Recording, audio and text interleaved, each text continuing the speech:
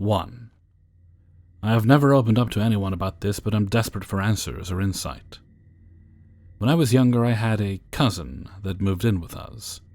I'd never met him before and had never heard of him either. But despite that, we immediately connected. We became very close. We did everything together. Hence the reason I still collect Hot Wheels, and I'm a major gearhead. He became my person, and we were inseparable. I always thought it was weird, this situation. I'm black and Korean, and my culture was heavily expressed on both sides of my family, yet this cousin was a lanky blonde kid with gray eyes. I never questioned it, though. At the time I was 11 and he was 15. We spent about 3 years together before the accident, which I won't get into too much detail, though. But I was 15 when he passed, violently. But he never left.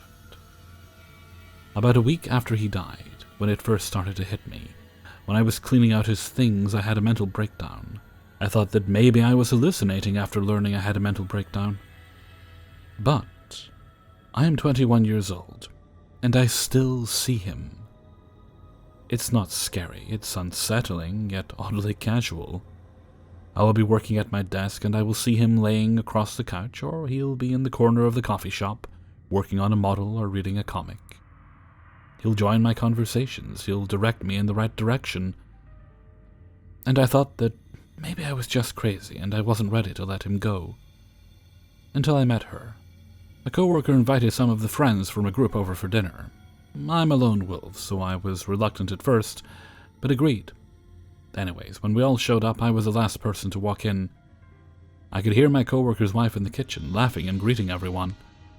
And when I turned around from kicking my shoes off, she looked me dead in the face and says, "Hey, you two, make yourself at home." And my heart sank. I don't speak his name, I refuse. I don't know this woman outside of being my coworker's wife, and so I tried to hide my discomfort and sat down. All the boys migrated outside, and I was left alone with her, and I was terrified. She offered me a beer, and I accepted because I needed to ease my anxiety somehow. And she sat across from me and just stared. I didn't really know what to say, but I eventually asked her how she knew, and she said, "Well, he visited me a few nights ago." And it was in that moment that I knew I met a medium, because she explained to me details that no one else could possibly know about his death, and then proceeded to tell me that he wasn't alone, and the conversation ended there. I don't know what the hell to make of this. Am I crazy? Do I need to see someone? Can anyone tell me what the hell is going on, or what she meant when she said he isn't alone? His visits are becoming more frequent, and I haven't been sleeping. What do I do? Update. Hello and welcome. I just want to start by saying thanks to everyone for their advice. I'm here to give some updates on what has been happening since my original post. He is currently next to me as I write this.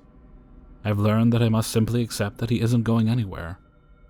I'm still not sure why he won't leave, or why he's even here in the first place. I spoke with a priest who told me that he was a guardian angel, but I don't believe it.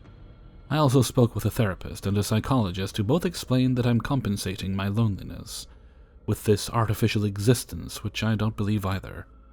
Now, as for the medium I met, I have still had no contact. She refuses. He still shows up. Sometimes at the worst times, but most of the time at the best. But there was one time that sticks out to me. I recently went to a rather large car event that got pretty wild. On the way there, I felt his presence. It was a fun-filled drive, amazing views, just cruising for a few hours with all my favorite people. When we got there, we eventually left the line to get food. There was a wait, so I decided to go watch the cars until our table was ready. I remember absolutely drooling over cars passing by, so much so that I was wandering closer and closer to the street to get a better view, since I'm fairly small. I turned around when I heard my name called, and I felt a whoosh of air that almost took me off my feet. I quickly turned to see that a car jumped a curb centimeters in front of me, and I was face to face with him. Usually when I see him, he's a lot farther away, and seems gentle. But this time I could feel the anger, I could see the rage in his eyes, and I was terrified. I was frozen until my significant other grabbed my hand and pulled me away. I haven't seen him since until today. I remember sitting at the table with everyone. My food tasted like pennies and my brain was buzzing behind my eyes. I almost died, but I couldn't deter my focus from the look in his eyes. I'm struggling. This is sinking me deeper and deeper into a depression. I don't understand what is happening. I tried talking to a friend about it, but they jokingly called me crazy and we laughed it off. I don't know who to turn to. I don't know where to go. It's been 2 days since the almost accident. I haven't heard anything or seen anything crazy, but I've been noticing that my Hot Wheels have been getting moved. They're hung on my wall, and they're firmly tacked. So I know that wind isn't the issue. I plan on visiting the place he died today. Thanks for listening. 2. I'm working in an investigative government agency with a building erected around 1960s. I'm pretty new since I started in 2018, but since my dad is a criminologist and my uncle is a chemist, I kinda grew up roaming this said building. It's not really that strict when the entire office knows you're an employee's kid. First is the creepy forensic hall on my uncle's office floor. The 3rd floor is a mix of chemistry and forensic labs, medical legal. It was a weekend, so the entire building was nearly empty, save for some roaming janitors and guards. I tagged along with my father, who works on the weekend, like I often do when the weather is bad and couldn't play outside. I think I was a little nagging, so he told me to go greet my uncle instead. That being said, I packed some comic books and carried my dog with me. Already when the elevator opened on that floor, my dog started whimpering. But I only took that as a sign he wants to be let go, so I did. And he bolted onto the forensic wings, where the autopsies are usually conducted and several parts of victims stored. I fucking hate that wing. They have glass displays of human parts and fetuses and teeth, and whatever they can recover from a corpse and stored it in big jars full of formalin. It didn't traumatize me, but it sure does creep me out. Some offices on that floor had frosted windows and walls, so you can kinda see people inside during office hours. So my dog ran on that part, and since no one is on duty, the entire wing was dark. I switched on my phone's flashlight to look for my dog, and when I was halfway to the end of the wing, I realized my dog is inside a fire exit, whimpering as if he were hurt. I'm a fairly brave girl and didn't believe in ghosts. When I took another step, I feel my entire body run cold. My dog's whimper grew louder. I attempted to march towards the fire exit, but my flashlight caught a silhouette of a man standing inside one of the offices with the frosted glass walls. He is tall, kinda robust, and very still, so I know it's not just my scrawny shadow being reflected. I thought maybe a janitor, so, again, I tried to take another step, but the silhouette walked towards the glass wall. He was just standing for a few seconds, about a meter away. I know it's a ghost, so I ran away, and that figure seemed to run with me, almost catching up inside the wall adjacent to me. It was like I was having a panic attack. I get to my uncle's office screaming and crying and blubbering words. They have to get 2 guards to take my dog from the exit, and the good news is he wasn't hurt or anything. My dad was so worried that he made my brother pick me up. I binge-watched SpongeBob that night to get the silhouette out of my head, and I also sleep with the lights on starting then. Secondly, the veiled lady on the 5th floor.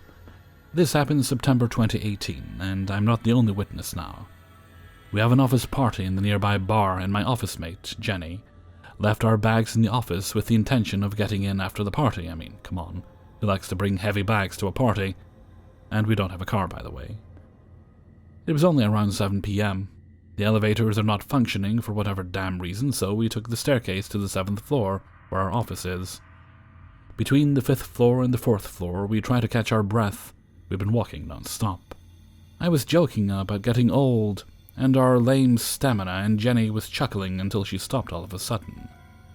I glanced at her, and she was staring wide-eyed at the 5th floor. So I looked where she was looking, and there it was, walking back and forth. Shadow figure of a lady with a veil. I swear we were so stupid and tried to stare at it for a good 5 seconds, probably 10 seconds for Jenny, and that damn figure just kept walking back and forth before we bolted away. Yeah, we took the fire exit, and yet we dragged a friend in the same floor to come down with us. Needless to say, I work early, so also leave early. And it's been like that till now. The good news, folks, is I will be transferring to another office, hopefully new and not haunted. 3. I've always been a big believer in the paranormal.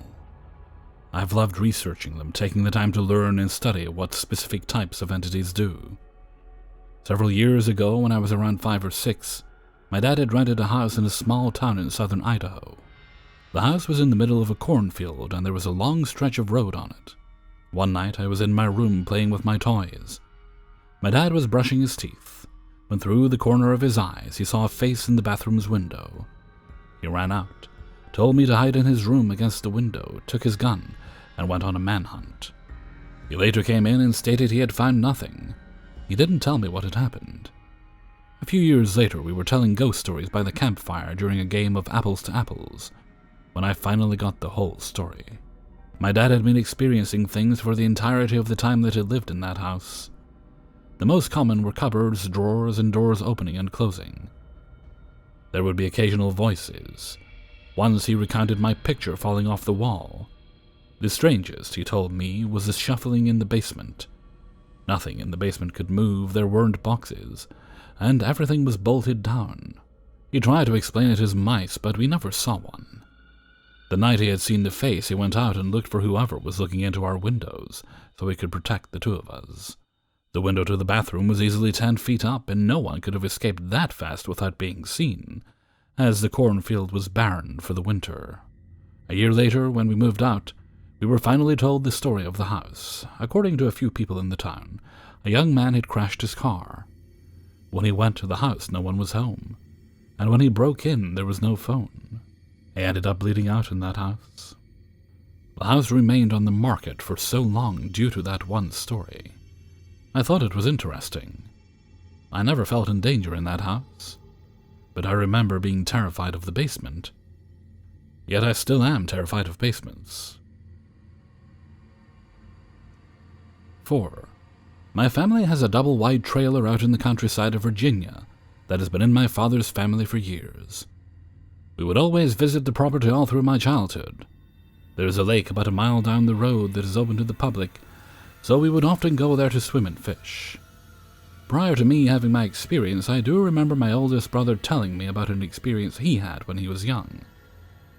He told me that he was pretty young at the time and woke up scared, but Poppy, grandfather, appeared to him and reassured him not to be scared and to go back to sleep. Fast forward to when I'm about a freshman in high school. My 2 older brothers had stopped coming to these family getaways since they were older, working and doing generic older brother things. So this time it was just my parents and my dog and myself. We got there around midday, and the whole afternoon everything went smooth. But it wasn't until that night that I started noticing the apparition watching me. We were in the living room, and we were watching a movie, and through the corner of my eye, I caught a glimpse of a blacked-out human peering from around the corner from the bathroom. And when I look over directly at the spot, the apparition faded away. This happened 2 more times, one from the master bedroom and another time from the kitchen. I was pretty bothered by seeing this and even mentioned it to my parents, but they just brushed it off as "you're tired" and used the classic "you should go to bed, mister." I still didn't feel comfortable and even got my dog to sleep in the back room with me. The entire night I just had an unnerving feeling that I was being watched. It wasn't helping that less than half an hour later my dog started to whine, and I let her out of the room. She likes sleeping in my parents' room. I guess my nerves got the best of me, and I ran into my parents' room crying and refusing to go back into the bedroom. About a month later, we were in New York, and I told my aunt about the story, and she mentioned to me that it was most likely Grammy. She had only seen me twice when I was a baby before she passed away, and she probably just wanted to check in to see how I was doing. Both my grandparents loved visiting the property, and before they used to sleep in the same back area, but back then there was an old trailer there. She also remembered that she put a bottle of red wine in the back room as an offering. Me and my father did visit their grave, and we did ask nicely for her just to respect our privacy. There is a picture of my grandmother when she was in her early 20s. I personally get a creepy vibe from the picture. I've been up to the property a fair good amount of time and haven't experienced anything since then. But I do feel like grandmother's spirit is still up there and enjoys watching her son and grandkids growing up. 5. There have been several times where I have seen shadow figures, or when my family has. The first time I remember was a couple of years ago. For context, there is a film in all of our windows that is supposed to do something like block out UV, or do something. I don't actually remember what they're for. My parents put them up when they built the house.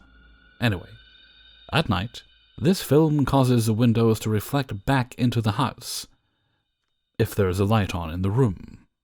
So I was up late one night doing dishes that I'd forgotten to do earlier that day, and everyone else was at the other end of the house asleep. I look up at the window that's in front of our kitchen sink, and in the reflection behind me saw this tall, light gray figure streak past the entrance to our kitchen, disappearing into the living room. It was swift and totally silent. Didn't even look like it was walking, more like a glide. I hadn't processed what I actually saw, so I went into the living room to see who'd gone in there so late at night. When I went in and flipped on the switch, there was no one there, as usual. I was super weirded out, so I finished the dishes and went to bed. Nothing happened for a while. The second time was when I turned the corner to walk down our hallway. As I rounded it, I saw at the end of the hallway this big, burly black shadow halfway leaning out of the doorway at the very end of the hall. As soon as I saw it, it ducked back into the room. I went and checked, but of course there was nothing there. The third time was actually my sister's experience.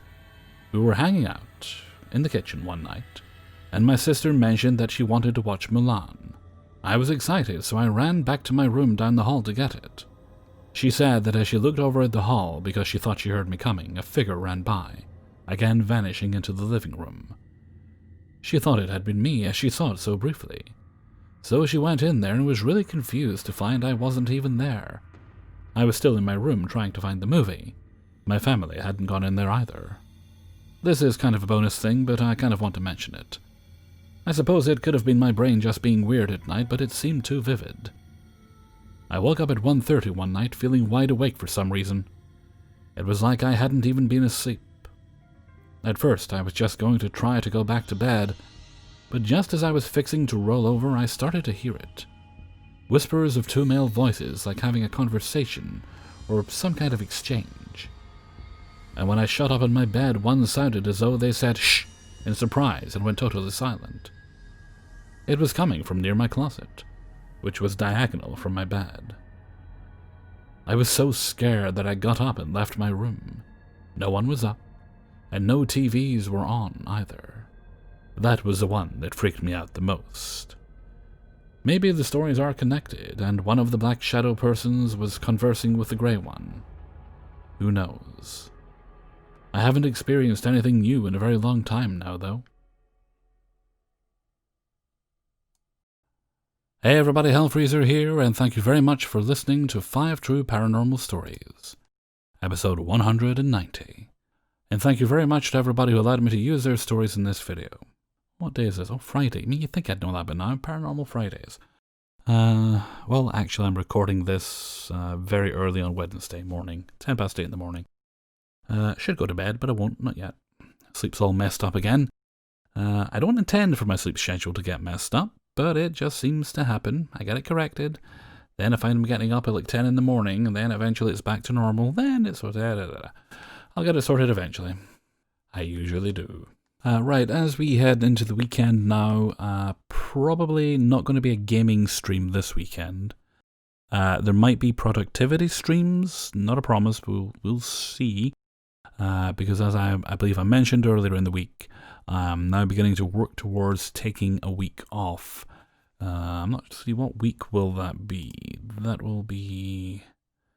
Right, that'll be glitch goes up. Oh, glitch went up on the 28th. So it'll be the week starting the 8th. I probably want to take that week off. So I'm going to be working my butt off to try and free up time so that I can have a bit of a rest. It's about time for that again. It doesn't mean I won't do any gaming streams while I'm off, and you can always find me chatting in the Discord, of course. Well, usually, unless I'm super duper busy, but I like to pop in, make sure everything's okay in there. So hopefully that all goes well. Of course, as I am taking time off, I'll make sure there's a video every day.